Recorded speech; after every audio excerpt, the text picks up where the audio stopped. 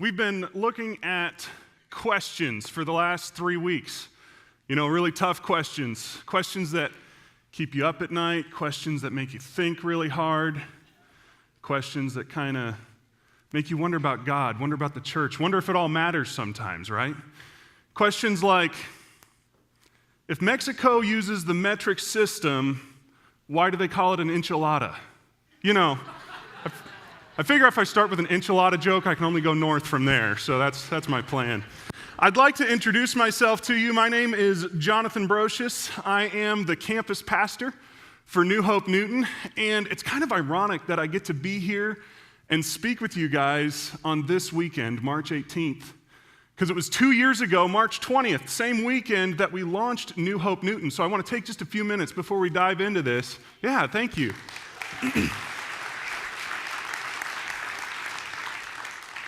I want to take a few minutes before we dive into this, and I want to say from the bottom of my heart, thank you for all that you guys did with New Hope Newton. Man, that was a risk. That was a giant experiment that this church jumped into in a big way. So many of you guys volunteered hours and hours and hours of time. That construction team, man, they were out there working. You guys gave sacrificially money, and you guys, all sorts of things. You guys pitched in together and said, let's see what happens when we take this vision of strengthening families by reaching the next generation and take it somewhere else. We take it on mission. Let's see what happens with that, you know? And I got to be on the front seat of that roller coaster. Holy cow. Sometimes it didn't feel like I had a seatbelt on either. It was kind of wild. But my gosh, we have just seen so much happening out there. I could tell you story after story after story of people finding what it's like to have Christ move into their hearts, move into their souls, and start to change everything, change their family, change their relationships, change their friendships. I've seen what happens when a guy decides, you know what?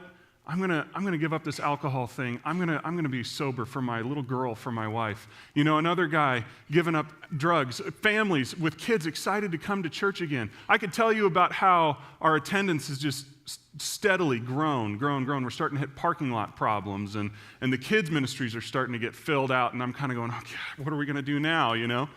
But it's just been wild. And I want you to know that experiment of taking that vision, strengthening families by reaching the next generation for Christ, and taking it somewhere else, it's working. That vision that works so well here in Effingham and in Effingham County, it works other places too. So thank you guys. Thank you so much for New Hope Newton.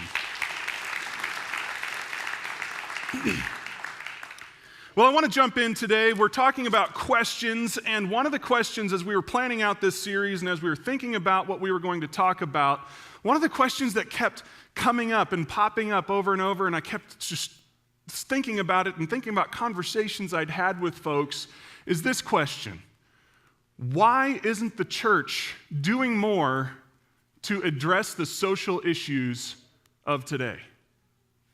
Nobody's clapping, if you notice. Everybody's kind of going, uh-oh, what's he going to dive into? What are we going to start talking about today? Because this is a tense issue. This is a tense question. When we start talking about social issues or social justice, man, we could be talking about all kinds of things. We could be talking about racism. We could talk about the fight for pro-life. We could be talking about gender inequality or wealth inequality. We could be talking about all kinds of things. And why isn't the church doing more to address those issues? And everybody starts to get uneasy and on edge because this is a tense issue. Whenever we start talking about these things, tension just flares up between two sides. Many family get-togethers, many Easter dinners, Thanksgiving dinners have been ruined by these kinds of conversations. And so it was tempting as we were planning this series to just kind of say, you know what, there is absolutely no way we can talk about this issue and not make somebody really, really angry with us. And so the temptation was to just kind of leave it on the shelf, not dive into it, not start dissecting it, not start messing with it, because we knew that we were running a big risk by doing that. But we knew if we just left it on the shelf, that we wouldn't be effective. We'd be part of the problem at that point. And so I'm going to ask you guys for two things as we launch into this discussion. The first thing I'm going to ask you for is I'm going to ask that you give me a lot of grace. I've got 30 minutes, and I have had conversations with people that last 3 hours on topics like this. So there's absolutely no way I can hit every point, I can discuss every issue, I can hit every argument of every side. There's probably something in your mind right now, an issue, a problem area that you're looking at, and you read the newspaper and you go, what's this about? And you want me to address it, and I may not be able to touch on that today. So I'm going to ask you for a lot of grace. The second thing I'm going to ask you for is that this would be the start of a conversation. That this isn't the end of the conversation, kind of like Tyler was talking about the first week of questions, when he said you can have a sure word on an idea or on a question, but never the final word. This right here this morning is not in any way meant to be the final word. In fact, I hope it's not. I hope as we start talking about these things, as we start talking about social justice, we start talking about social issues and the church's role in those social issues, I hope that we can let this be the start of a conversation. I hope that we can let this be the beginning of something that you continue to discuss and you continue to talk about with friends and family and with other people in this room, maybe even with me, and we can get together and start to look at what are we doing, how should we be approaching these things, because we need to work on this together. So let's dive in. I want to give you a couple of quotes because I think this is a big issue based on conversations I've had and then research I've done. There is a lot of people, a huge segment of people, my generation, the millennial generation, growing up and slowly unplugging from church and disconnecting from church and from God because they see the church body as ineffective when it comes to addressing the social issues of the culture. Let me give you a couple quotes just to kind of give you an idea of how this sounds. Sam Eaton is a blogger, and he writes at recklesslyalive.com. And he had an article about 12 reasons or 10 reasons, I forget how many, as to why millennials are not going to church. And this paragraph just popped out at me. I wanted to share it with you. My heart is broken for how radically self-centered and utterly American our institution has become. Let's clock the number of hours the average church attender spends in church-type activities. Bible studies, meetings, groups, social functions, book clubs, planning meetings, talking about building community, discussing a new mission statement. Now, on the other hand, let's clock the number of hours spent serving the least of these. Ooh, awkward. His words just kind of sizzle through the air, don't they? They just kind of sizzle through the air like a sharp knife, and when it hits, it hurts. You're kind of sitting here this morning and you go, ooh, man, that's brutal. I want to give you another paragraph. This guy wrote at the Huffington Post. His name is Christian Chiakulis, and it says, millennials are not interested in a celestial Jesus with a permanent smile and open arms, unconcerned with the goings-on of planet Earth. We've heard about that Jesus our entire lives, and we're not buying it. Do you know what we would buy? Jesus the man, Jesus the prophet, the Jesus that fashioned a whip of cords and overturned the tables of the money changers for making God's house a den of robbers. The Jesus that challenged the establishment and paid the ultimate price. The Jesus that took up the cross of the poor, the weak, and the marginalized in the name of God. I'm all for love and a personal relationship with God, but I choose to follow the man who teaches that political action is worship and social justice is love. Let me see if I can paint the scene for you just a little bit here this morning. We have this generation, my generation, the millennials, and they're growing up in church all across North America. They go to Sunday school each and every week. Their parents take them, and they see the picture of Jesus on the wall. You know, he's white with blue eyes, brown hair, and an incredible beard. And he's there on their Sunday school wall, and they read his teachings about care for the least of these, watch out for the widow and the orphan, let the little children come unto me. They read all of that, and then they go to church, and they're celebrating this, and then somewhere around late high school, definitely in college and early adulthood, they start reading the newspaper. They start reading the news online. They see pictures of children missing limbs because of a landmine somewhere. They see the AIDS epidemic. They see race riots, even here in our own country. They see the pain and suffering of humanity, and they're trying to line it up with what Jesus says in the Bible, and they go, what gives? What gives? If there are millions of people that subscribe to his teaching that say we should be doing these things, why do we still have all these issues? Why do we still have all these problems? Why do we still have all this pain? I don't understand it. And they're sitting over here and they're going, what is up with this? And why do we go to church on Sunday? And why do we come to a building like this, a room like this that has lights, it has screens, it has musical instruments, sound systems that just sound amazing? Why are we sitting on these comfortable padded chairs, drinking amazing coffee? Why are we doing this? Do we know how many people this could have fed? Do we know how many we could have helped with those resources? Why is this happening? Why is our parking lot full of cars that cost $30,000, $40,000, $50,000? Why do we do this? And so we have this segment of people up here asking all these questions, and they're challenging the status quo, and they're really hitting us hard, just like those quotes I read. And then over here, I know I'm wandering into stereotypes here, but I ask for grace, so it's okay. Over here, we've got their parents, we've got the baby boomers, right?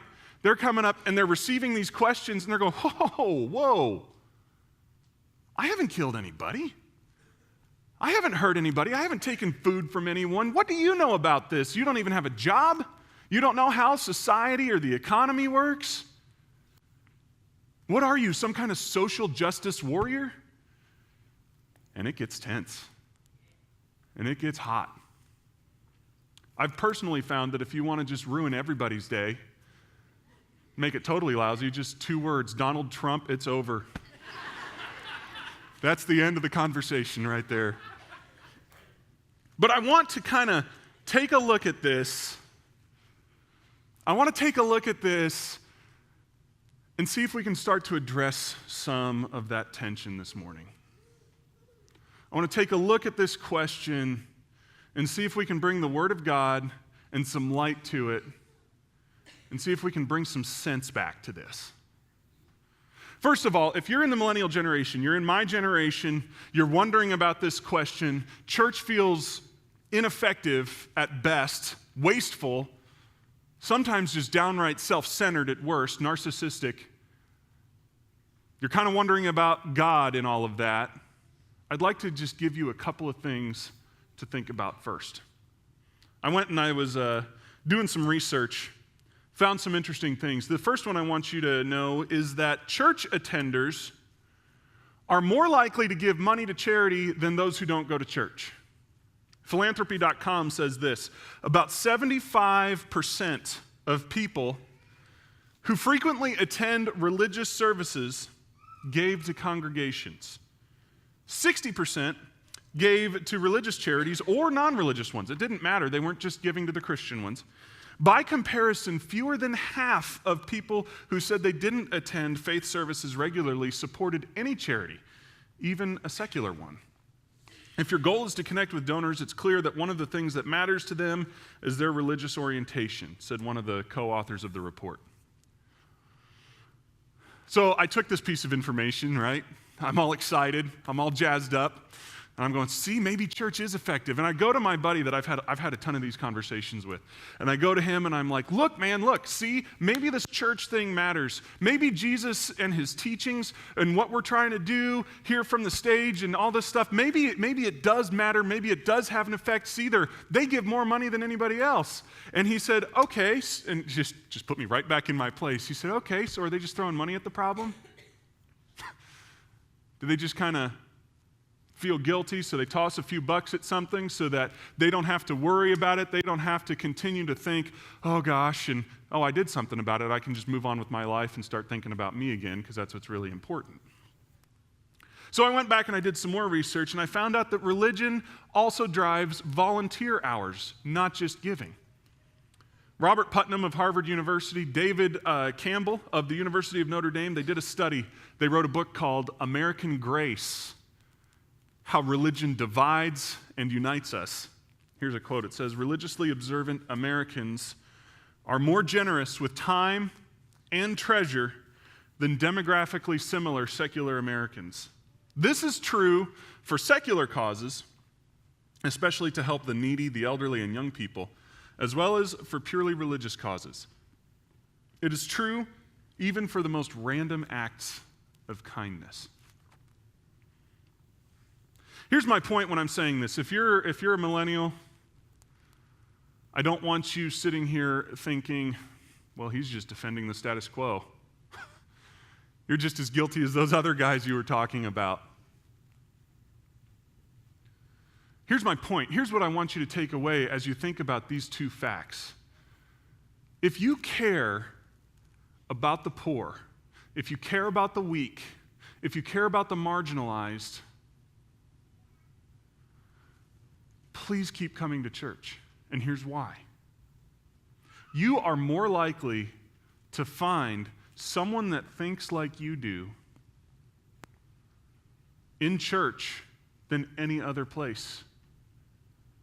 You are more likely to find someone who thinks like you do, and maybe doesn't even just think like you do, but is actually already doing something about this issue, has some momentum going in the right direction, is already invested volunteer-wise, is already invested with their pocketbook also, and is doing something about these social issues. You're more likely to find someone like that here in a church than anywhere else in the nation. So if you care about these things, if you're passionate about it, which you should be, keep coming, because we need to hear your ideas. We need to hear your opinions. We need to hear your voice so that we can bring this together and we can be effective as a team. So I just want you to be thinking about that. I've found this to be true even in my own life. 2 years ago, when we launched New Hope Newton, I had about this much idea what I was doing. And, we launched New Hope Newton, and I have no idea how to be a pastor. I've never done this before, And so I'm trying to figure out, okay, how do I get the message about New Hope Newton out? And so I just started kind of plugging into the community and trying to find different areas where I could just get to know people. And one of the social issues, I think it's here in Effingham too, but it faces Jasper County. There's a significant amount of poverty out there. And by the way, a lot of this message, I'll be kind of approaching it from that angle. We could be talking about all kinds of social justice problems, but that's kind of the one I'm looking at because I see it so often. Anyway, I'm trying to plug into Jasper County, and so I started hanging out at Master's Hands, the food pantry. They give out thousands of dollars of food right there on the square every Tuesday. I started hanging out with the Honeydew Ministry. Some of you have even been out there to the Honeydew Ministry in Jasper County, where they take people that are seniors or low income and they can't fix up their own houses, and they get in there and they just do the project. And they're taking care of the poor, the weak, and the marginalized in the name of God. And so I'm out there engaging with all of this. I'm out there, and this one day will forever be in my memory. It was a hot day. It was in July, I believe, and just hot. And so we're in this house. And this poor lady, she's elderly. Her water heater had blown up 2 years ago. Water leaked all over the subfloor and rotted out the floor of her bathroom completely. I go walk in there, and the whole floor is doing this. The only reason she hadn't gone through straight down to the foundation is because she weighs 90 pounds soaking wet, She can barely get off the couch. She's so weak. And I have sweat rolling down my back, and we are in there, and I have no idea what I'm doing, but there's two guys who do, thankfully, and we're pulling out the subfloor, and we're putting in new plywood, and we're fixing up this bathroom so she can go use the restroom without the fear of falling through the floor. And I'm in the trenches there, and I look to the right, and I look to the left of me, and you know who they are? They're church people. So if this is an issue that gets you fired up, if you read the newspaper and you come away from that and you go, we have got to do something about this, come to church. We want to hear you. But I want to bring it back to kind of what I talked about before, the debate, right? As we start talking about how do we handle wealth inequality? How do we handle racism? How do we handle the fight for the unborn? How do we handle all of these crazy issues? And that conversation always gets so tense. And what I wind up finding is it seems like we always want to draw a line, right? We've got rich and we've got poor, and we draw a line right between it. We have male and we have female, and we draw a line. We have white and we have black, and we draw a line. And we get wound up about these lines, and one side over here is saying, why are you driving these expensive cars? Why are you doing so much with your money? Don't you know how many people you could help? This is totally wasteful. And the other side over here is saying, you don't even know anything. Shut up. And we've got this tense debate going constantly, whether it's in our families or in our friendships or out in our culture, it's just everywhere. It surrounds us, this debate, side line right there. And I don't like the lines. 1 Samuel says this, but the Lord said to Samuel, do not look at his appearance or at the height of his stature, because I have rejected him. For God sees not as man sees. For man looks at the outward appearance. Man looks at what you drive. Man looks at what you make. Man looks at your bank accounts.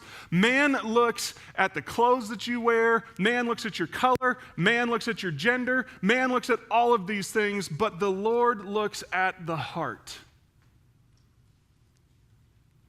And I think that is what's missing from this conversation. We're looking as man sees. When we look at these lines, we're not using God's eyes. We don't see the heart of the person as we start to talk. And we start throwing these sharp words around at each other, and we don't look at the heart. I was doing my Bible reading, and I'd actually almost gotten this message completely prepared, and stumbled across this story, and I said, this is absolutely perfect. This is what I need to talk about here this morning. Mark 14, starting in verse 3. So it's the last week of Jesus' life, right? He's getting ready to be crucified. It's after Palm Sunday. He's getting ready to die. He's getting ready to fulfill the mission that he came here for. And this story happens to him. And while he was in Bethany at the home of Simon the leper, hang on to that. He's at a leper's house. That's important, okay? And reclining at the table, there came a woman with an alabaster vial of very costly perfume of pure nard. I have no clue what nard is, but it smells amazing. And she broke the vial and poured it over his head. But some were indignantly remarking to one another, why has this perfume been wasted? For this perfume might have been sold for over 300 denarii and the money given to the poor, and they were scolding her.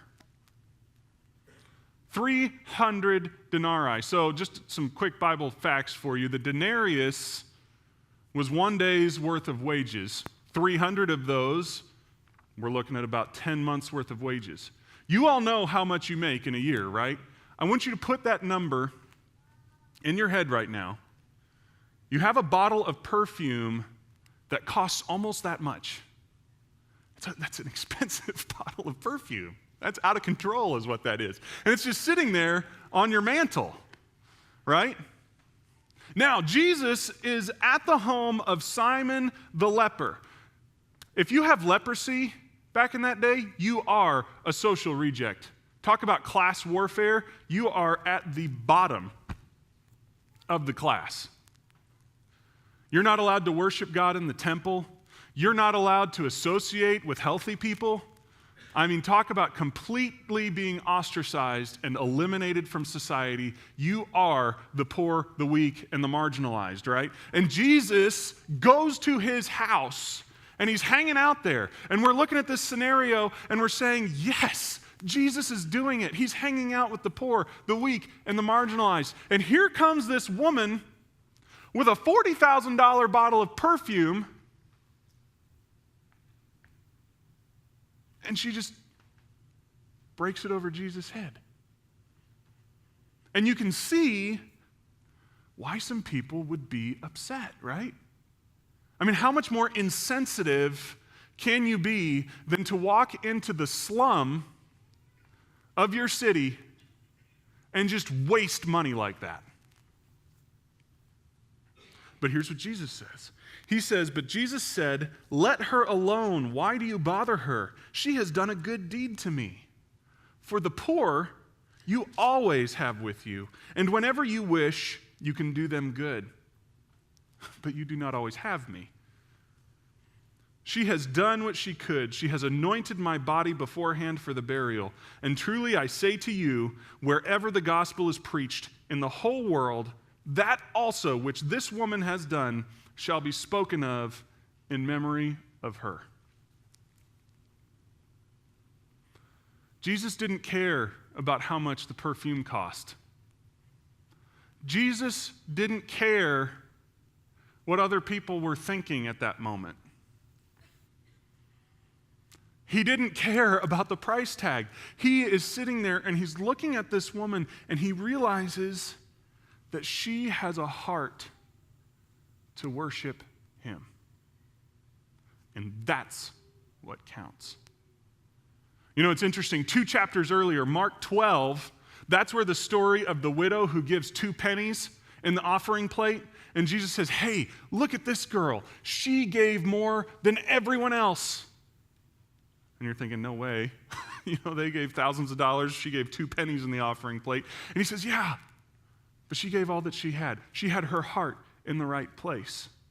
And all of a sudden, we get to see this end, the spectrum from one end to the other. We see this woman who has a year's worth of wages to just blow on worshiping Jesus. And we see this woman who has absolutely nothing, but she gives everything she has. And we find that Jesus doesn't care what the dollar amount is.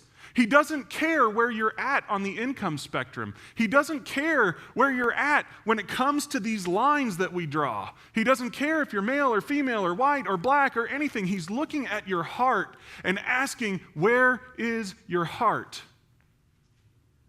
We need to be asking the same thing. It's interesting, as I've stepped into this role of campus pastor out there at Newton, I've gotten to know a lot of people. And it's funny, I've seen some people that are over here on the income spectrum. And I'm not going to name names, they'd hate me if I did. And I'm not just talking about one person or a couple, but a lot of people. They're over here on the income spectrum. They have beautiful houses. They have beautiful cars. They've worked hard for what they have. And you know what's crazy? They give circles around what 5 of us put together could do. They give like crazy, and it's not just money either, but they volunteer like crazy. And I'm not talking about giving or volunteering where they can just kind of go, check, I did my social good deed for the week. I'm talking about sacrificial giving. I'm talking about investing hours upon hours upon hours every week. They attack this mission with more intensity than most of us do our full-time jobs. They are plugged in and they are working to make a difference in people's lives here on this planet because they know that's where it's at. At the same time, I know another lady lives in Jasper County. She's a little elderly, doesn't walk too fast, dresses very simply, drives just a little plain older style minivan, lives in a single wide trailer. I've been there, I've seen it. It's clean. There's not a lot in it though. But she has a couch, and more nights than not, there's somebody that's trying to get their life put back together, has been rejected by family, is needing a hand, sleeping on that couch. They all know that her door is open and that they can come and find a soft spot while they try to get their stuff together. And I've seen on both ends of the income spectrum, complete opposite ends, people that have this heart, that have this longing to make a difference with the least of these because Jesus told them to. And so that raises the question in my mind, where should our heart be? What are we supposed to be doing? What does our heart look like? I want to get this conversation that we have away from who has, who doesn't have. What color are you? What gender are you? I want to get it away from all of these things, and I want to start talking about the heart. And before we can do that, we have to look at our own heart. And that's the trip that I want to take you on this morning. I found this in 1 Timothy 6. Verse 7 says, "For we have brought nothing into the world, so we can not take anything out of it either. And if we have food and covering, with these we shall be content. But those who want to get rich fall into temptation and a snare, and many foolish and harmful desires, which plunge men into ruin and destruction. For the love of money is a root of all sorts of evil. And some, by longing for it, have wandered away from the faith and pierced themselves with many a pang." My goodness, you read that scripture passage right there, does it strike a little fear into your heart? All of a sudden you're going, well, forget you, Dave Ramsey. Forget my 401k, forget the retirement funds. We don't need those. I have food, I have covering. I guess I'm good. So forget this whole money thing, forget my career. Well, not quite so fast. Because later in the chapter, here's what it says. It says, "Instruct those who are rich," starting in verse 17, by the way. "Instruct those who are rich in this present world." It's everyone in this room, by the way. If we are here in the United States of America and we have food for the next few days, you got a car out there in the parking lot that you get to ride home in, we're doing okay. We're rich in this present world. We may not feel wealthy, but this verse is meant for us. Our ears should be going off, and we need to be looking at what this says. So here's what it says. "Instruct those who are rich in this present world." That's us. This applies to us. "Not to be conceited or to fix their hope on the uncertainty of riches, but on God, who richly supplies us with all things to enjoy. Instruct them to do good, to be rich in good works, to be generous and ready to share, storing up for themselves the treasure of a good foundation for the future, so that they may take hold of that which is life indeed." The first thing that popped out to me as I was reading this passage was, don't fix your hope on the uncertainty of riches, but on God. I am a big Dave Ramsey fan. A few of you guys know that already, but I'm a huge Dave Ramsey fan because he helped me figure out how to get through student loans and how to do a budget, improved money communication between me and Johanna. He has helped my life tremendously. And so one of the things he teaches is to have this thing called the emergency fund. You know, he says you need to have 3 to 6 months of your expenses saved back and just ready to go. He calls it the rainy day fund. And so I've been working at doing that, and it's a funny thing. If I'm not really careful with my heart, if I don't actively watch it on a weekly, almost daily basis, it'll wander over to this emergency fund. And if it's high, then I feel like, I'm going to be okay. And if it's low, I'm just running around in a state of panic all the time. You know, something happens, I need to dive into that. All of a sudden, I'm like, and I just kind of get this tenseness. My hope all of a sudden has wandered off of God, and I'm looking at this silly bank account, which makes no sense because I can step off the curb over here at Walmart and still get smoked by a car no matter how much money is in this bank account, right? Why am I putting my hope in this? It's smart, it's wise to have this, you should be working at this, but at the same time, that's not where our hope, that's not where the center of our emotions, that's not where our desires can all get wrapped into that. We've got to be looking at God with our whole lives. Where is your security and where's your hope? If we're on this end of the argument, somebody says something, it's challenging the status quo, we get one of those quotes that kind of sizzles through the air and lands like a hot knife. Are we reacting so defensively because they're attacking our security source? Are we reacting so defensively because that's where we're wrapped up? We need to check that. And I have found that this is not a one-time process. It's not like you hear this message and you kind of go, okay, he's right. I'm going to not put my hope in that anymore. This is an active over and over and over again process that we have to be vigilant about. So he says, do not put your hope in the uncertainty of riches, but on God. And then this next phrase just popped out at me. Who richly supplies us with all things to enjoy. He didn't richly supply us with all things so we could feel guilty about them. He didn't, let's just even take a look at our cars, looking at the income spectrum. If you've got a car out there right now, it's a beautiful car, great paint job, it's fast, got a great sound system. Go enjoy that car. God gave it to you. Don't feel guilty about it. God's a good God. He's your Father in heaven, and He's given it to you. Go enjoy it. If you're over here and you've got like a Hyundai or a Kia, Chevy, Ford is kind of an indication of poor life choices in my mind. Just kidding. I'm just kidding. But if you've got just a regular old car, go enjoy the car. God gave it to you. We're never to put our hope in it. We're never to put our hope in the beautiful car. We're never supposed to do that. But go enjoy the things that God has given you. Hold them loosely, but go enjoy them.